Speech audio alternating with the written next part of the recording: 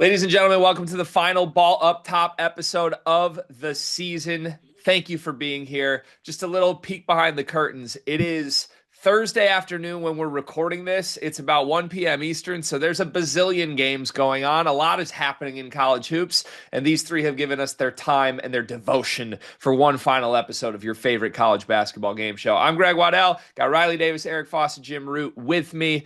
This is how it works. We're playing 1v1. Winner stays, competing for points. I've got 15 topics. We're going to have some fun today since we don't know exactly who's going to win the games on Thursday before we get to when this airs on Friday. I have a lot of hypotheticals and some nonsense prepared for our final show of the season. In the end, we'll crown a winner who gets the final 30 seconds to take a victory lap on everybody else that they competed against this year.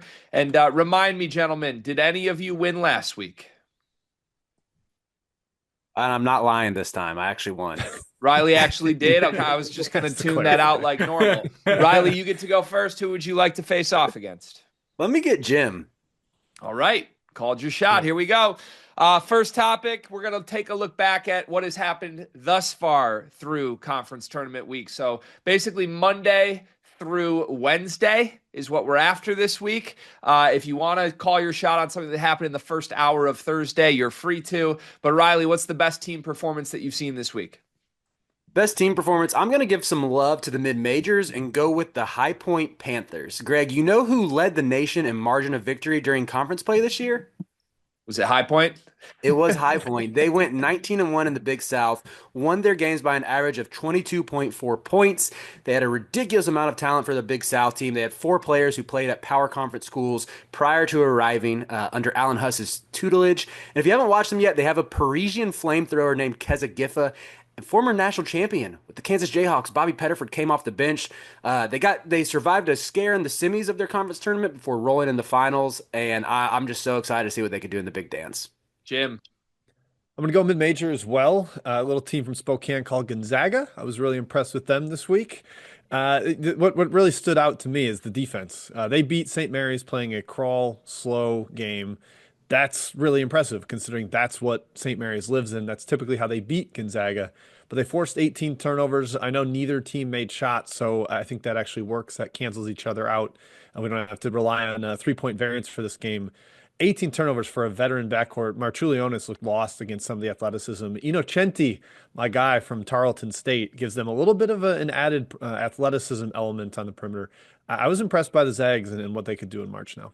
I'm going to ignore the fact that those teams seemingly shot 1 for 50 from three in that game, Jim. But you got a good hearty chuckle out of me calling Gonzaga mid-major to open the show. So Jim is on the board with a point. Back to you, Jim. Who's the best player performance that you saw this week?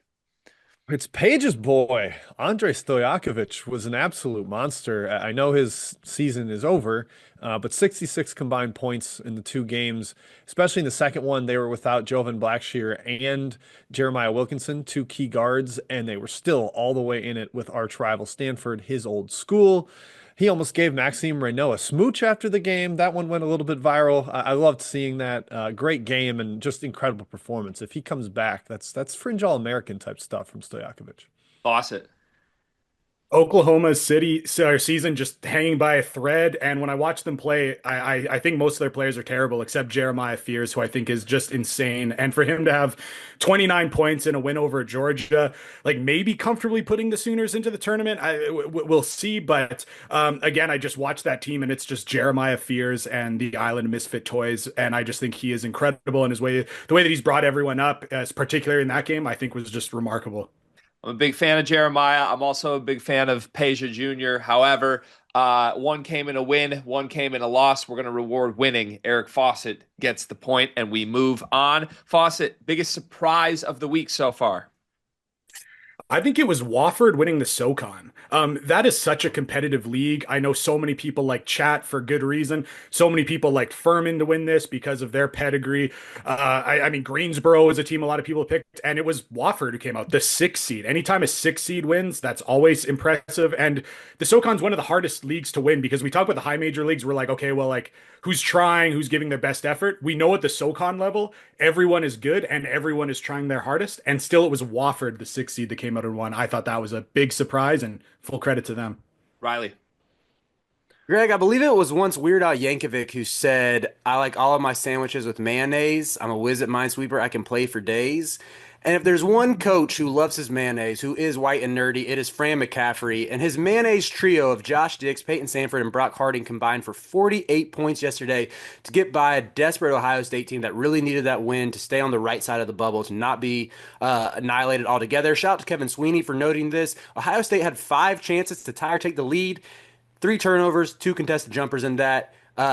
Missed it all. Iowa gets it done. Hawkeyes live to fight another day. Biggest surprise for me.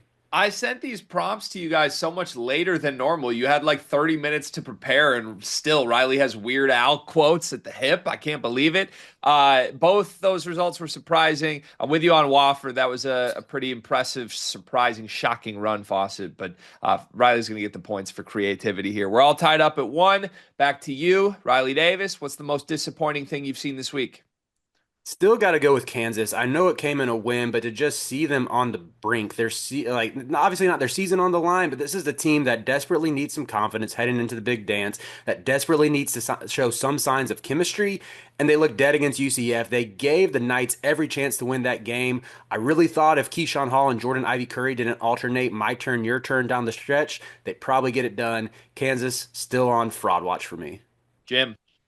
I'm going to go to the other side of Riley's biggest surprise. I think the biggest disappointment is Ohio State finishing just 2 games above 500, now basically dead for an at-large because no team has ever gotten an at-large, just 2 games above 500. And that roster has talent. I know they lost Michie Johnson to personal reasons or whatever during early on in the season, but Thornton's great. Mobley is terrific. Micah Parrish has big game pedigree and has given them a lot this year. You just can't hire interims. Stop doing it. I don't think it's a smart way to go. Texas is already looking to fire Rodney Terry. Jake Diebler might get one more year after this, and we'll see. That was really disappointing.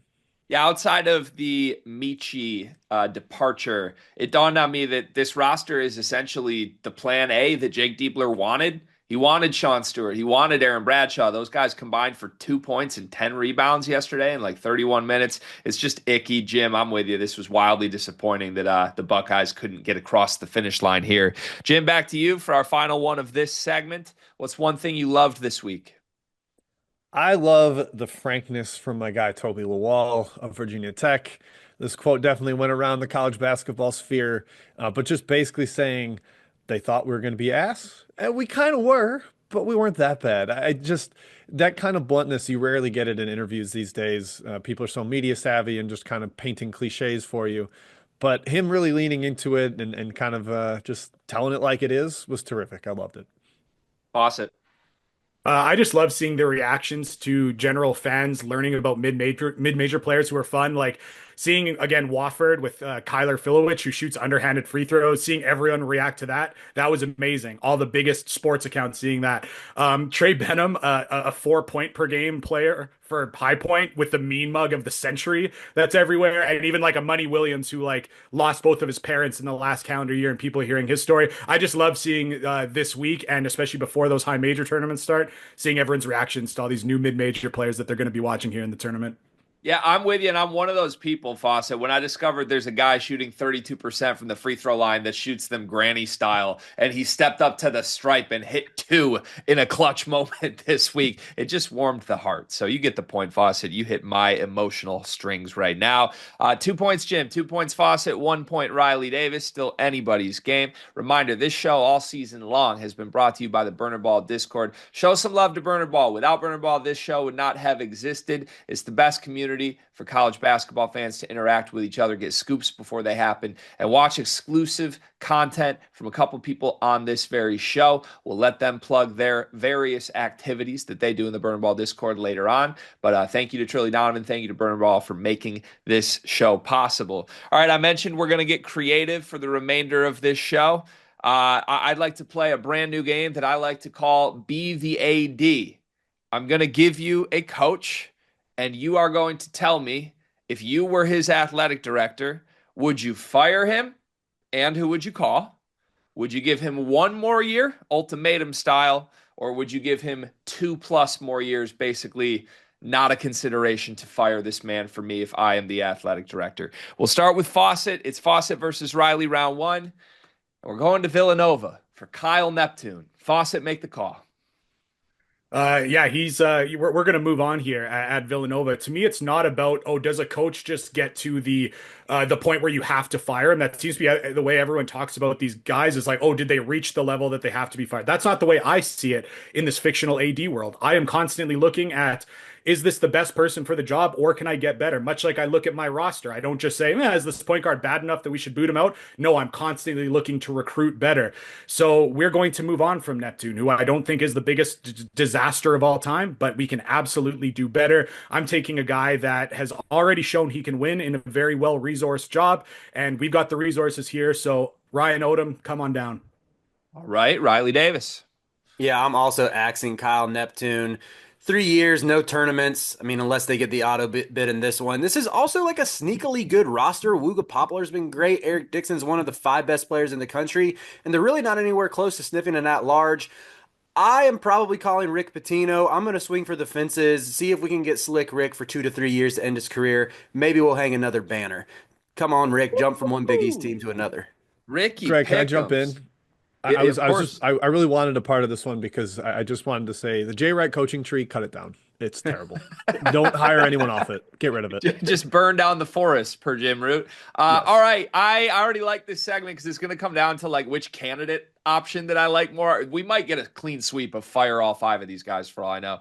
I think Ryan Odom's a better hire than Rick Pitino at Villanova. 2 years, that's it, of Ricky P. Riley. I don't know about Yeah, that. get us right, and then we'll figure out something after that. But like, we got to we need to be restored to where we were, where Wright had us. Slick Rick will do that like in an off season. Yeah, I don't know. You get to about that. rebuttal, Greg. What is this about? Yeah, I don't know about It's this. the last one gentlemen. of the It's year. last No show of the rules. year. It's falling off the rails. Fawcett, you get the point. You have a lead. And now we get to do Riley's program, and he doesn't even get to chime in. Hubert Davis, make the call. Fawcett, what are you doing? Yeah, I mean, what should be done eventually must be done immediately. The give these guys one more year, that's just not going to be my answer for any one of these. I'll give you the straight up for whatever questions I get to answer. So we are moving on from Hubert. We're eating that massive buyout. And again, in this fictional world, I am the AD. I'm going to pretend that it was the previous guy that gave him that extension. It was not myself, so I'm not as attached to it. I'm going to move on. And I think that a lot of North Carolina fans, such as Riley, really want to get back to the style of up-tempo basketball while still having multiple bigs on the floor. And I think right now that the Tommy Lloyd is doing that at an extremely high level at Arizona. And I don't think people realize that Arizona is not all that resource from an NIL standpoint, and he still has a very, very competitive team on the court. I think that would be a great hire for us here at North Carolina. Jim, what would you do? Yeah, I mean, tempting to like, oh, give him a little more NIL, see what happens, but you can't. You can't do it. I'm going to go down a similar vein as Fawcett. I actually thought this is what he was about to say. Up tempo, multiple bigs on the floor at all times. Todd Golden at Florida. You're kind of swinging similarly here, where neither Golden nor Lloyd has had the success in the tournament. But I just think Golden is such a rising star. I guess if you're worried about the off-court stuff, I don't think you need to be. Great coach, great style, fits up there, and you're outside of the Carolina tree. We don't need to do this with successors. Just go get a good coach. 2 options that Riley is just like sweating. He's so excited about right now. I love both suggestions here. Gun to my head, I'd rather have Todd Golden if I'm a North Carolina fan. So, Jim, I'm going to give you the point, but I think you can't go wrong either way. Little surprised one of you didn't say give him another year. Riley, would you have said that just out of curiosity? Would you have said cut bait? Okay. Cut bait. Okay. All right. Good to know. Jim, back to you. How about a guy that did get axed at 2:07 p.m. Eastern this week, right when you hit the tarmac? Ben Johnson at Minnesota. If you were the AD, would you have done him dirty like this, Jim? I probably would fire myself for not giving him like the NIL to succeed in the Big Ten. That's a real problem. But I think you fire him if you've got a very good inroad on an alum from your school that is a terrific coach. That's Nico Medved. I mean, he's the first call, should be the only call for them. Kevin Sweeney pointed out on Twitter that he has finished ahead of Ben Johnson in Ken Pom every single year while at Colorado State, compared to a Big Ten program. So I would, if you know that you've got that lined up, I think you move on. But otherwise, Ben Johnson's not that bad a coach. Just give him more resources. Riley. Yeah, I'm probably axing him as well. And I'm going to continue the high point love affair we've had on this show already. And I'm giving Alan Huss a call because I don't think you'll be able to hire him 2 to 3 years from now. He has Midwest ties, was an assistant under McDermott at Creighton, coached at La Lu. As far as I'm concerned, Minneapolis, same general vicinity there for the Minnesota job. And I think even going on to the resource question, High Point has a tiny alumni base. It's not a huge school in North Carolina, and he's brought in a ton of talent so quickly. I think he or someone on his staff must be pretty good at raising funds, like doing that part of the job that could get Minnesota where it needs to be. I would have listened to an argument on, hey, Ben Johnson was done dirty here, and you shouldn't get rid of him. You should give him at least one more year to try and get this right. But I wouldn't have had any real optimism that it was going to turn around. So I'm not shocked you both went there. Unfortunately for you, Riley, I think Jim's right. There's one obvious answer here. It was Nico Medved. He beat you to it. I hope that's who gets the Minnesota job. Jim, you're out in front here. 4 points to you. Back to you. Fran McCaffrey, at the time of this recording, his season is still going. Obviously, he's been at Iowa and had some actual big time Big Ten successes through the years. What would you do if you were Iowa's AD? I would move on. I think it's kind of reached a point where it's probably better for both sides to move on. I know Fran's kind of sticking in the mud and digging his heels in and saying he's not going anywhere. But you have a guy in your backyard named Ben McCollum that would be an absolute mega home run hire. Who knows if you can get him or not? But I think you got to take that swing, go in a different direction. I mean, Fran's kids aren't even going there anymore. His youngest son's going to Butler. So I think it's time to move on. Fawcett. I would also be moving on. Again, I think that thank you for your service. We've got a nice party that our team is planning for you after your run in the tournament here. But it is definitely time to move on. And the guy I'm looking for there is someone who is such a big fan of Iowa and Iowa football that he's constantly posting about watching games on Saturday and moving around his practice schedule for it to happen. And that is Darian DeVries, Iowa native. Come on down. And again, I think he's had a really good year at West Virginia. I think his family would like to be in Iowa. And with Tucker DeVries losing this year, he would also be able to come along, and opening night of the season is Tucker DeVries jersey night here in Ames. So come on down. That's interesting because both McCollum and DeVries are kind of the hottest name in that space, I feel like, in back-to-back seasons. If you could get DeVries, I think I'd rather have him. Maybe I'm crazy on that right now, but at least if Tucker's coming with him, that's a good place to start. So, Fawcett, you're going to get my point. Okay, last one on the list. We'll see if anyone doesn't want to cut bait with any of our candidates here. If you're Cincy's AD with Wes Miller, Fawcett, are you making the call?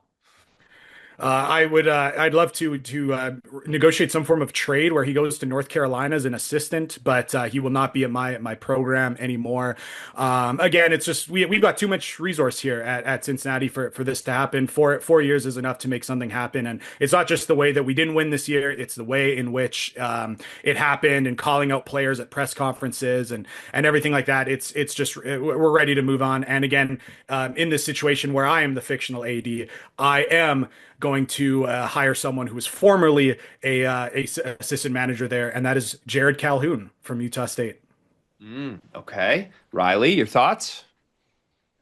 Wes Miller gets whacked at Cincinnati. He is 18-42 against KenPom top 75 teams. Not a good record there. And it's easy to lose sight of the fact that this is a good job. Of course, Bob Huggins elevated it toward the top of the sport about 20 years ago. But even Mick Cronin, he had 4 seasons of getting a 6 seed or higher in a 9-year stretch. The apex was the 2 seed. I believe that was 2018. Like, this is a team that has had a lot of success not that long ago. Like, they have a higher standard than what's being accepted with Wes Miller. I think there's only one call to make. It's Will Wade. He's gonna do what Wes Miller does. He'll get you dudes. Like, Wes Miller talent acquisition has not been the problem. Like, he beat out Duke for Aziz Bandango 2 years ago. Will Wade can do something like that, but on top of it, he will win with those guys. Riley brought numbers, and you brought one of my favorite candidates that I think a lot of schools may regret not seriously considering in this cycle, depending on who they hire. Riley gets the point with the Will Wade suggestion. We just fired 5 coaches. 10 out of 10, I'd fire that guy. That was a fun segment, gentlemen. Thank you for that. I appreciate it. This show is going to get more nonsensical before it ends. We're going to play a game of Would You Rather in just a moment. But first, I'll throw it to Mr. Jim Root to let us know what's going on in the Burner Ball Discord this week. Yeah, come on in, join. The water's fine. We've got a lot of great stuff happening. I mean, the Trilly Donovan scoop stuff's the best you're going to see. There's a couple shocking names on his portal list for teams that are probably going to be playing well into March. So if you want to see those get in, especially if your team's struggling, you want to see your roster rebuilt, hop in there. The Weave has got our daily betting channel. We're talking games every single morning, noon, night about all these conference tournament games. We're going to be doing the same with the NCAA tournament. And if you like winners, Matt Cox is in there. Jim and Kai are treading water for the season, but Matt Cox is up 25 units. So hop in and bet $10 on all of Matt's games, and you'll pay for 3 years of the burner in a heartbeat. That's my recommendation. I always knew I liked Matty Cox, man. He's just such a winner deep down. You gotta love it. All right.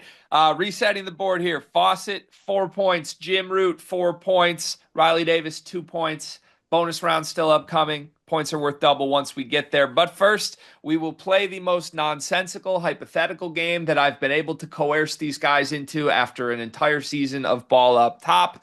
This is Would You Rather. I'm going to tell you who you are. You're going to represent a couple fan bases along the way here. And then I'm going to give you 2 different paths. You tell me which path you would choose and why. Riley, you're up first. You're facing Jim for this one.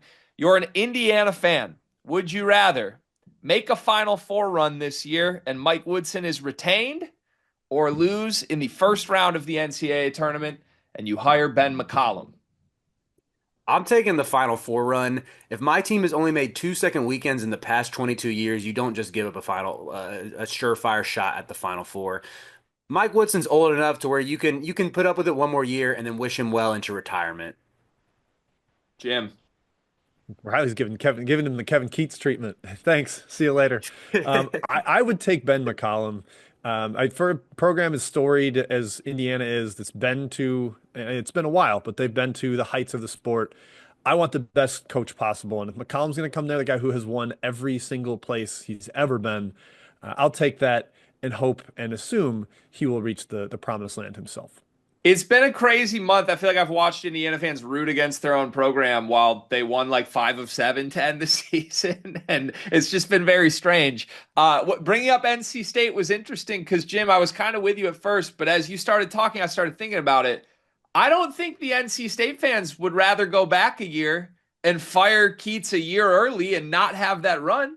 I think Final Four runs are what we live off of here. Maybe I'm wrong on that, but they got the same outcome. They got to celebrate a really special run, beating Duke along the way to get there. I'm going to give the points to Riley Davis. I love this segment so much already. Riley, you're a Kentucky fan.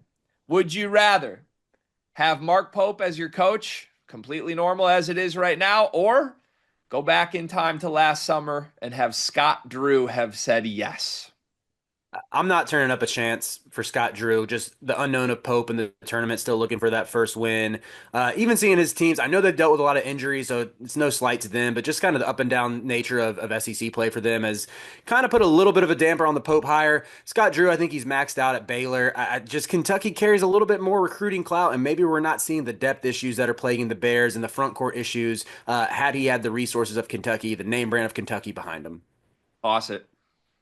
Speaking as a Kentucky fan, again, it is all about tournament success at this point. And yes, Mark Pope doesn't have it, but there's still a little bit of that like intrigue of what's going to happen now that he's here. Like I look at Scott Drew and I still say, okay, like 3 years ago, they're a 1 seed. They bow out early. 2 years ago, they're a 3 seed. They bow out early. Last year, they're a 3 seed. They bow out early. Like that stuff's starting to scare me a little bit. So I'd at least take the mystery box a little bit of Pope. And again, as a Kentucky fan here, Scott Drew's polite. He speaks nicely to the media, but he's not reaching out to the fans the same way that Mark Pope is. He's not staying in the crowd an hour and a half after games, FaceTiming people's grandmothers. I think as a Kentucky fan, like we love that stuff with Pope. I do think like back when it was an option, maybe Drew would have been the guy. But now that we've seen Mark Pope, we've looked a little bit more at that tournament from success of the last or lack thereof the last 3 years from Baylor. I think we as the Kentucky fans are taking our guy, Mark Pope.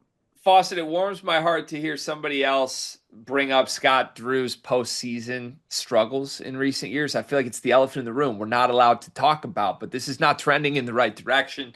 I believe you hit the right answer, Fawcett. I think it is Mark Pope, and you take the mystery box of what he will be in March at Kentucky. Fawcett's out in front with 5 points. Back to Eric Fawcett. You are a Duke fan, and yes, I understand Cooper Flagg's injury just happened as we're recording this, so maybe this becomes a little off color by the time this airs tomorrow. But we wrote the question before he got hurt, and Fawcett, here's the question. Would you rather let this season play out and Cooper Flag leaves at the end of the season? Or would you sign up for a round of 32 exit in the NCAA tournament, but it means you get Cooper Flag back at Duke next season?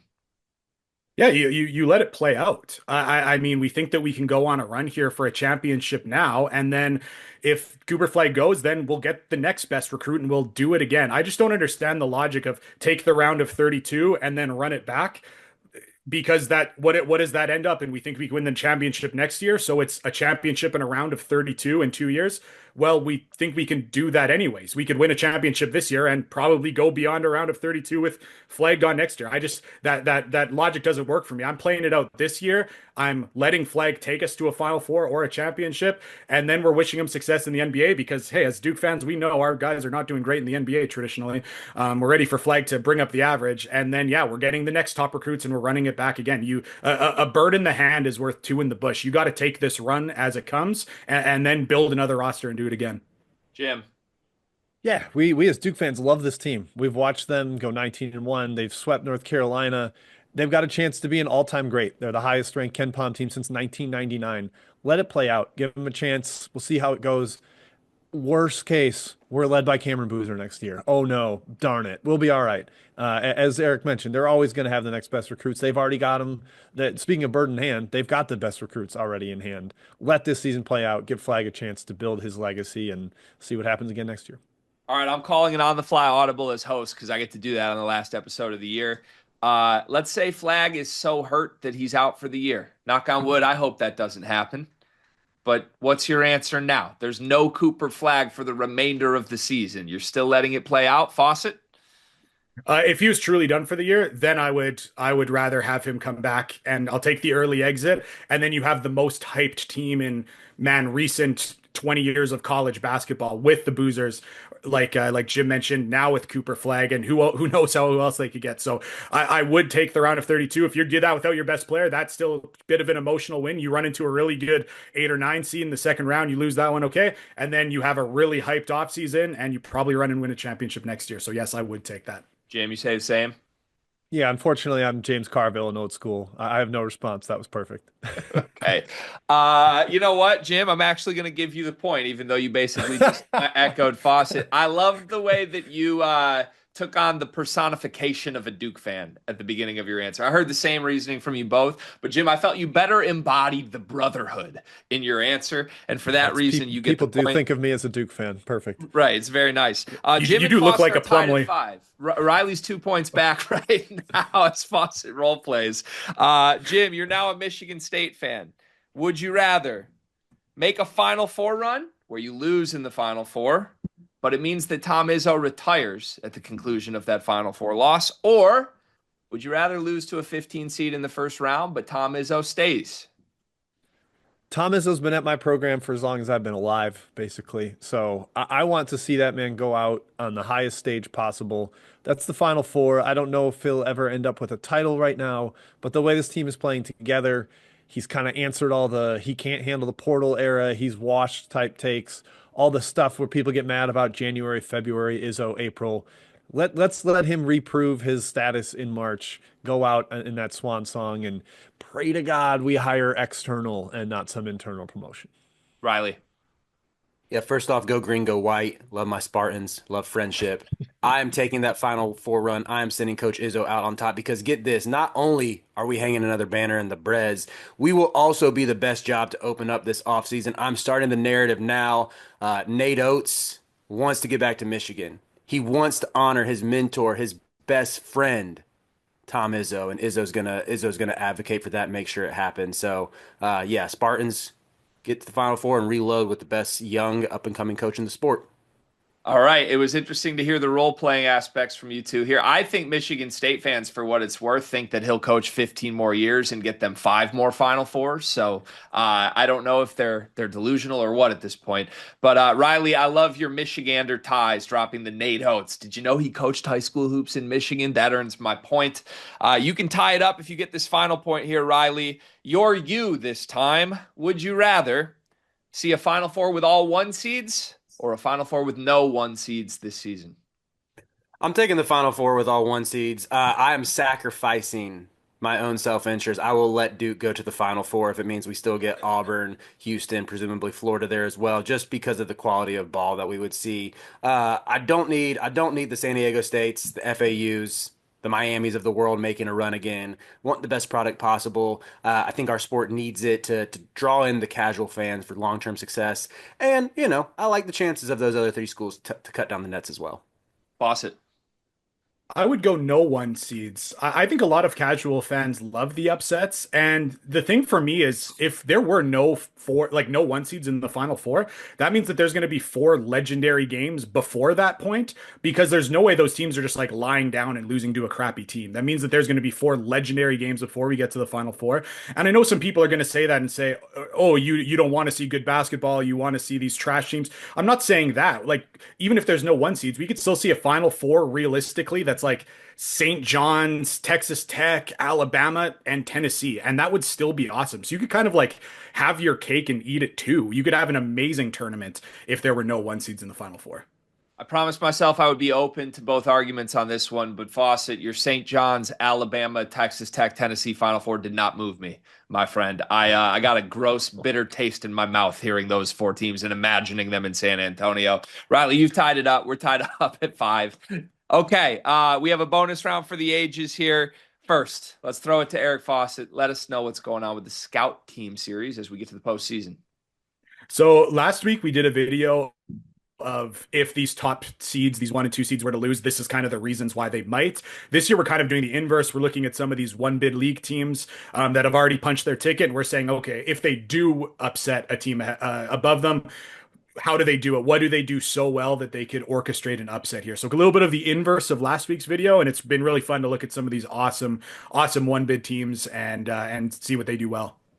Fawcett, I call that your O.J. Simpson series. If I did it, this is how it happened. Yes. Not too late for us to label it like that before it's posted to the burner. So I like that. Oh my goodness. I love it. All right. Thank you for that. Thank you for all the work that you guys do. It's been a great season of Ball Up Top. We're to our final bonus round of the year. It's all tied up. If one person wins the first 2 topics here, they've won the show. If 2 people win the first 2 topics, the third person will be eliminated and will go head to head for the final points of the year. We will start with Riley Davis, who has control of the board, but all 3 of you are active and the points are worth double. Yesterday, John Calipari instructed John L. Davis to intentionally miss a free throw up 3 points with just a few seconds left in the game. Your thoughts, Riley? Don't like it. I don't even really get the rationale behind it with, yes, maybe it runs out the clock, but like also just go up 2 possessions. Like what are we doing here? Slam the door shut. It shouldn't be that tough to realize. Like just get it done. Let's go to Jim. This is beyond stupid. It's one of the angriest things it's the angriest I've been watching a game for him to even try to justify it. South Carolina had a timeout. If they miss, they grab the ball, timeout, boom, they can inbound and get a play up the court, something drawn up. This was insane, and he should be dragged, and I hope he does it again later and gets punished for it. Fawcett. Yeah, it's so incredibly stupid, and it's a microcosm of maybe the last 10 years of his career where I don't think that he knows what goes into winning and stumbled into it because of his recruiting. Like, this is survivorship bias. It's shooting himself in the foot, but surviving and being like, oh, well, if you shoot yourself in the foot, I've seen in my experience that you still survive. Like, it's a microcosm of all the issues that people have with Calipari over the end of Kentucky and the concerns they're having with Arkansas. This isn't just like one stupid thing. It embodies so much more. Is conspiracy G theory here? Is he taking the heat for John L? Maybe John L just someone by the bench heard him tell him to miss it. Oh, good God, that's a mess. Fawcett, I liked your microcosm of the last 10 years sentence best out of everybody's analysis here, but I agree with all 3 of you. This is one of the dumbest things I've ever seen. Fawcett, you take a 2-point lead. We're going back to you. You can clinch the final episode of the season here. Give me a team that has auto-qualified at the mid-major level that you believe in most heading into the NCAA tournament. Yeah, getting to go first, I'm getting one of the most popular answers, I'm sure, from these guys, and there's a reason why. It's High Point, and it's their really potent offense. I feel like when people are talking about really good mid-majors, oftentimes it's like, oh, they do this really well for a mid-major, or they've got this good level of player for a mid-major, High Point has a legit incredible offense, period. They were top 15 for much of the season. Now they dropped to 27th just because of that league, but even they're still 27th in offense. Their pick and roll attack is one of the best in the country per synergy. We know the game is when it slows down in the NCAA tournament, it goes to a pick and roll game, and they're better at that than many high major teams. They also have legitimate high major talent. Mississippi State transfer, Texas Tech transfer, like Bobby Pettiford from Kansas. Like they have legit high major talent, but they play with a coach that is better offensively and smarter than many coaches at the high major level. They are absolutely suited to go on a run here. Go back to Jim. I'm going to go elsewhere with UNC Wilmington. I just enjoyed watching them, and they've got the size. It's not quite like power conference size, but they've got beasts in the paint. McGriff and Obioha can kind of go 1-for-1 at center and battle up front. They've got a bunch of bigger, longer wings. It's not going to be this tiny backcourt that gets bullied. And they have got a gamer at point guard. Donovan Newby hit so many big shots in their run, the semifinals and the finals. Clearly has the attitude, the faith of his teammates. Everybody was just like, "Yep, it's him. Go get it." And Takeo Siddle, a debut in the tournament. I'll take that to go with the big roster and a little more balance that Wilmington's got. Riley. I'm going to go to the A-Sun and shout out the Lipscomb Bisons. This is a team that has a really good offense, potent from three. They light it up from beyond the arc. They have 4 starters who have started all 34 games together this year. They're experienced. They slow the tempo down on offense a little bit too, and I like that they can light you up from three and limit other teams' possessions. They're great on the defensive glass as well. And get this, G. Per Bart Torvik, his similar NCAA tournament efficiency profile, they boast a similar resume to 2024 Oakland, that beat Kentucky in the first round, and 2014 Mercer that handled Jabari Parker and Duke. Wow. Okay. I think Fawcett took the consensus best answer when Jim gave us Wilmington and made the Takeo Siddle point. I loved it because I think he's a coaching superstar that's going to rise up the ranks through the profession. But Riley's comparisons just won the point. I love that point. I didn't know that about Lipscomb. I'm going to circle that on Lipscomb. I loved watching this team in conference tournament week. Riley, you get the points. It's Riley versus Fawcett. Jim, great season. Ice up. Hopefully we can get you back next year. Riley, to you to try and win the show. What is your boldest NCAA tournament prediction?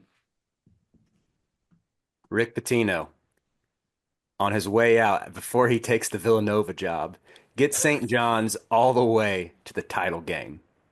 Flames out because no one can shoot. They get there on the back of a grueling defense that holds teams to like 55 points per game. But ultimately, the Auburn Tigers are too much for them. Still, he gets there. Fawcett for the win.